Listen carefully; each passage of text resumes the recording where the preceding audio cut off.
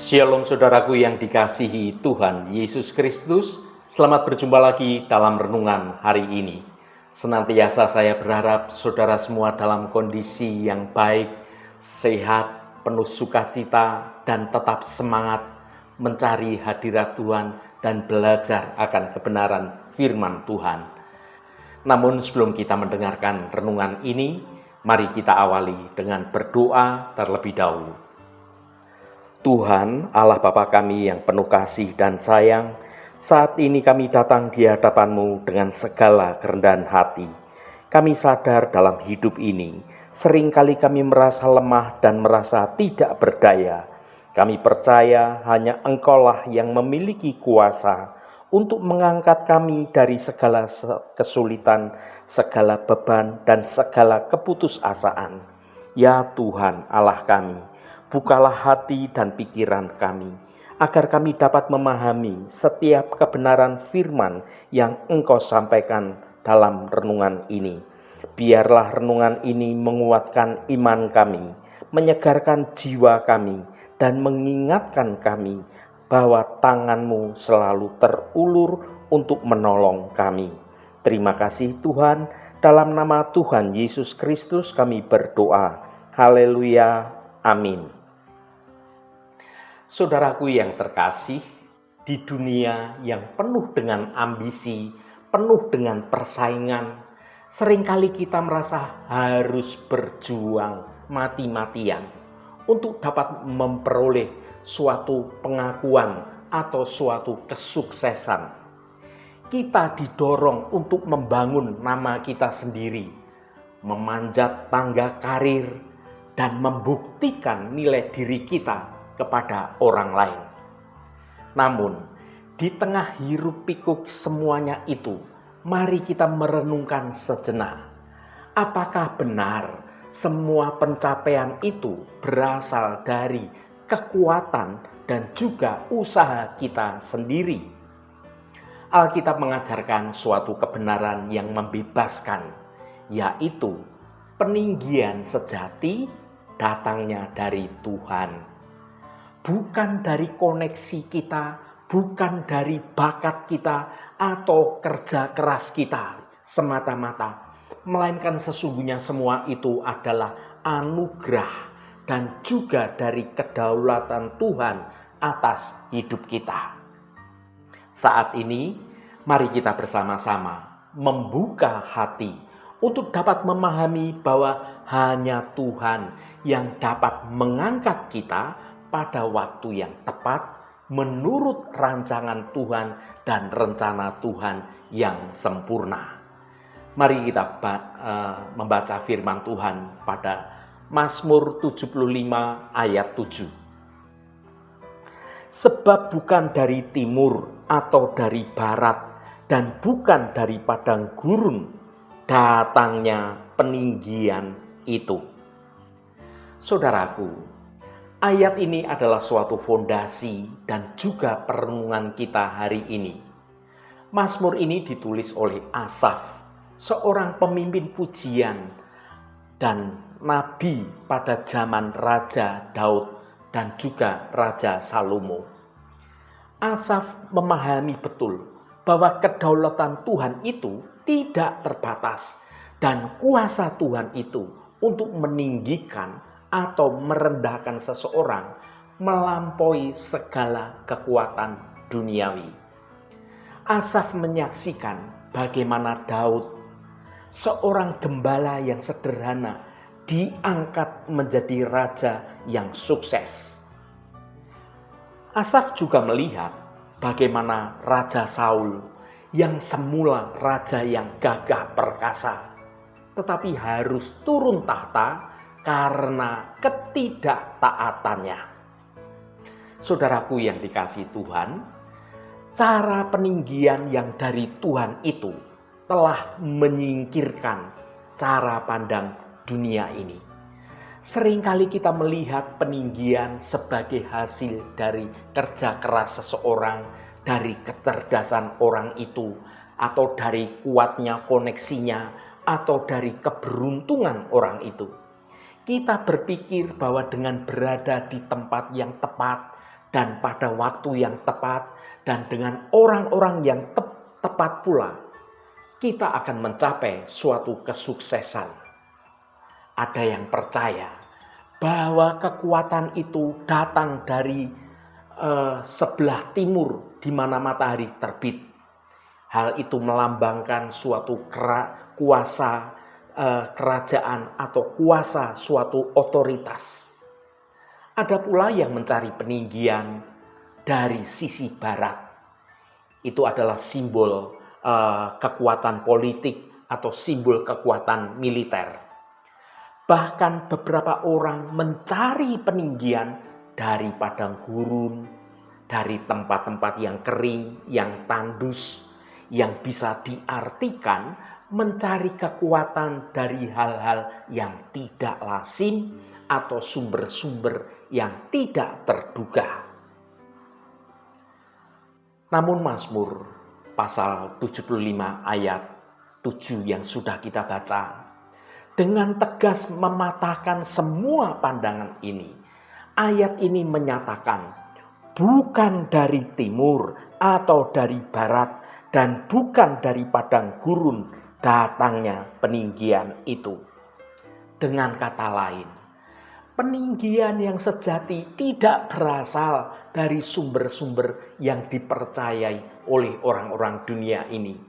Sesungguhnya peninggian itu tidak datang dari posisi geografi, dari kekuatan politik, dari kekuasaan, atau bahkan keberuntungan. Ini adalah suatu teguran yang keras bagi kita yang masih mengandalkan kekuatan kita sendiri, kepandaian kita sendiri, koneksi-koneksi kita sendiri. Kita bekerja siang dan malam membangun suatu jaringan bisnis, jaringan hubungan dengan orang-orang yang kita anggap bisa mengangkat kita. Kita mencari pengakuan dari orang lain dan kita berusaha dengan keras untuk dapat menaiki tangga-tangga kesuksesan. Dan ketika semua itu gagal, kita kemudian merasa putus asa, seolah-olah semua usaha kita menjadi sia-sia. Tetapi sebenarnya kegagalan itu bisa jadi adalah cara Tuhan untuk meninggikan kita bahwa kita berada di jalur yang salah. Kita berusaha meninggikan diri kita sendiri, padahal peninggian itu seharusnya datangnya dari Tuhan. Mengerti dan pahamilah saudaraku, bahwa peninggian itu sesungguhnya datangnya hanya dari Tuhan saja. Mari kita baca Mazmur 75 ayat 8. Tetapi Allah adalah hakim, direndahkannya yang satu dan ditinggikannya yang lain. Saudaraku, peninggian itu sepenuhnya datang dari Allah sebagai hakim yang agung. Dialah Tuhan yang berdaulat atas segala sesuatunya. Tuhan itu memiliki suatu otoritas yang penuh untuk dapat mengangkat, untuk dapat merendahkan siapapun yang dikehendakinya. Peninggian dari Tuhan tidak didasarkan pada kecakapan, pada kekayaan, tetapi sesungguhnya pada hati yang taat dan hati yang merendah. Mari kita lihat beberapa contoh nyata dalam Alkitab. Bagaimana Tuhan mengangkat atau meninggikan seseorang. Kita belajar dari kisah Yusuf. Seorang anak gembala yang dibuang, yang dijual dan dijadikan budak. Ia dijebloskan ke penjara karena difitnah. Secara duniawi, tidak ada harapan bagi Yusuf untuk mencapai posisi yang sangat penting. Tetapi Tuhan memiliki rencananya sendiri. Tuhan meninggikan Yusuf bukan karena Yusuf itu pintar menafsirkan mimpi, melainkan karena Tuhan itu menganggap bahwa Yusuf itu tetap setia dan tetap takut akan Tuhan di tengah segala penderitaan yang menyesakkan batin Yusuf. Tuhan mengubah status Yusuf dari seorang tahanan menjadi perdana menteri di negara Mesir. Waktu itu Mesir adalah negara yang luar biasa, negara yang begitu menonjol akan budaya dan juga kekuatan perangnya dan juga kekuatan ekonominya. Peninggian Yusuf sepenuhnya itu datangnya hanya dari Tuhan. Contoh lain kita bisa belajar dari Raja Daud. Daud adalah anak bungsu, seorang gembala yang dianggap tidak penting oleh keluarganya. Ketika Nabi Samuel datang untuk mengurapi Raja Israel, Daud bahkan tidak dipanggil untuk tampil di hadapan Nabi Samuel. Namun Tuhan berfirman, bukan apa yang dilihat manusia yang dilihat Allah. Manusia melihat apa yang di depan mata, tetapi Tuhan melihat hati. Saudara dapat baca pada 1 Samuel pasal 16 ayat 7.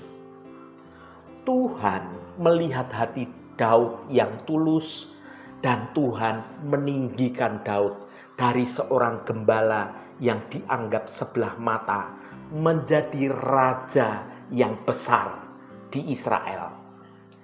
Peninggian Daud tidak datang dari kehebatan militernya atau dari hubungan keluarganya.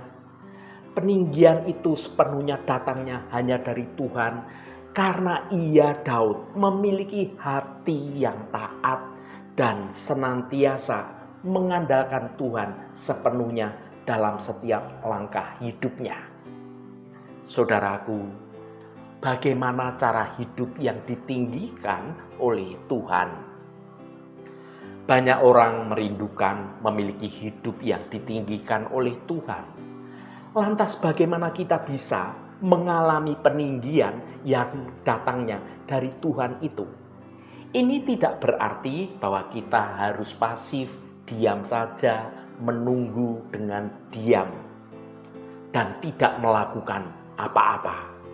Sebaliknya, kita ini dipanggil untuk hidup dalam cara yang berkenan kepada Tuhan. Peninggian dari Tuhan adalah hasil dari kerendahan hati dan dari ketaatan kita dalam menjalani hidup ini, apapun kondisinya kita.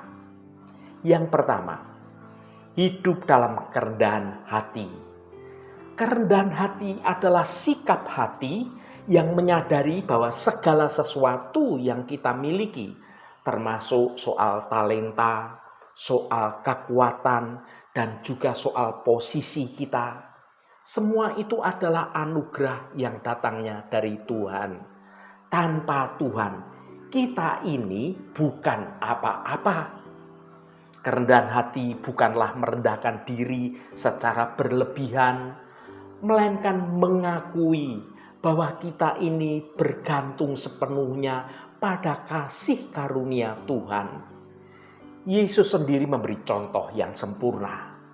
Ia adalah anak Allah, merendahkan dirinya sedemikian rupa dan mengambil rupa seorang hamba, bahkan mati di atas kayu salib. Dan karena kerendahan hati Yesus inilah Allah sangat meninggikannya dan menganugerahkan kepadanya nama di atas segala nama. Yang kedua, hidup dalam ketaatan.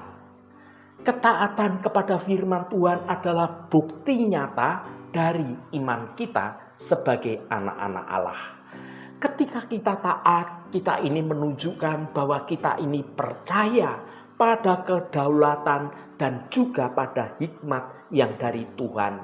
Bahkan ketika kita tidak dapat memahami jalan-jalan Tuhan yang tersembunyi dari hikmat kita, ketaatan inilah seringkali menuntut suatu pengorbanan dan juga penyangkalan diri kita. Namun, ketaatan itulah yang akan membuka pintu bagi berkat, bagi peninggian yang dari Tuhan. Saudaraku yang diberkati Tuhan, Mazmur pasal 75 ayat 7 adalah suatu pengingat yang kuat bagi kita semua. Janganlah kita mencari peninggian yang dari dunia ini, dari manusia sesama kita, atau dari sumber-sumber yang fana yang ada di dunia ini. Itu semua tidak akan memberikan kepuasan batin yang sesungguhnya. Peninggian yang sejati, yang memuaskan hidup kita, datangnya dari Tuhan saja. Jika saat ini Anda merasa rendah, tidak dihargai, atau tidak memiliki apa-apa, janganlah Anda menjadi putus asa. Tetaplah andalkan Tuhan, tetaplah hidup dalam kerendahan hati, hidup dalam ketaatan. Percayalah bahwa pada waktunya Tuhan yang akan melihat hati Anda, yang akan mengangkatmu. Dia akan meninggikanmu bukan karena kecakapanmu, tetapi karena kasih karunia Tuhan yang tidak terbatas, melimpah dalam hidup Anda semua. Saudaraku, ingatlah selalu peninggian itu sepenuhnya adalah kehendak Tuhan, datang dari Tuhan. Ia adalah sumber dari segala peninggian dan hanya Tuhanlah yang layak menerima segala pujian dan kemuliaan. Haleluya, Tuhan memberkati kita semua. Mari kita tutup renungan ini dengan berdoa. Tuhan Bapa kami yang di surga, kami datang kepadamu dengan hati penuh ucapan syukur, mengakui bahwa kami tidak mampu mengandalkan kekuatan diri sendiri. Firman-Mu dalam renungan ini mengingatkan kami bahwa peninggian itu tidak datang dari manusia, dari arah manapun, melainkan sepenuhnya hanya dari tangan kemurahan Engkau. Kami seringkali sibuk mencari pengakuan dan kehormatan dari dunia ini. Namun kami lupa bahwa hanya Engkau yang sanggup mengangkat hidup kami. Ajarlah kami untuk selalu menantikan waktu-Mu, ya Tuhan. Bantulah kami untuk sabar dan setia dalam setiap proses hidup ini. Kami percaya jika tiba saatnya, Engkau akan mengangkat kami sesuai dengan rencana dan waktu-Mu yang sempurna. Sesungguhnya hanya nama Engkau sajalah yang layak ditinggikan. Terima kasih Tuhan atas firman-Mu yang indah dalam renungan ini. Tuhan Allah Bapa kami, berkati setiap mereka yang saat ini selalu setia mencari hadirat Tuhan melalui renungan ini. Apapun pergumulan dan persoalan dari saudara-saudara kami, pada kesempatan ini kami percaya dengan segenap iman kami. Di dalam nama Tuhan Yesus Kristus selalu ada jalan keluar. Yang mengalami masalah dalam hal keuangan, soal sakit penyakit, yang mengalami masalah dalam hal pekerjaan, yang mengalami masalah dalam hubungannya dengan orang lain, Tuhan turut bekerja, mendatangkan kebaikan bagi kami semua. Berkati mereka yang sekolah, yang kuliah, yang bekerja, yang berdagang, yang melakukan usaha-usaha lainnya, dimanapun mereka berada, Tuhan akan berkati dan Tuhan jadikan mereka berhasil. Bagi yang sedang terbaring sakit, dimanapun mereka berada, Engkau akan menjamah dan Engkau akan memberi kesembuhan di dalam nama Tuhan Yesus Kristus. Berkati mereka yang hari ini berulang tahun Tuhan, Engkau tambahkan 1 tahun lagi. Terima kasih buat anugerah-Mu, umur panjang di tangan kanan, dan kekayaan serta hormat di tangan kiri. Berkat Tuhan mengalir bagi setiap mereka yang hari ini berulang tahun. Juga bagi setiap kami Tuhan, kami percaya berkat-berkat-Mu tersedia bagi kami semua.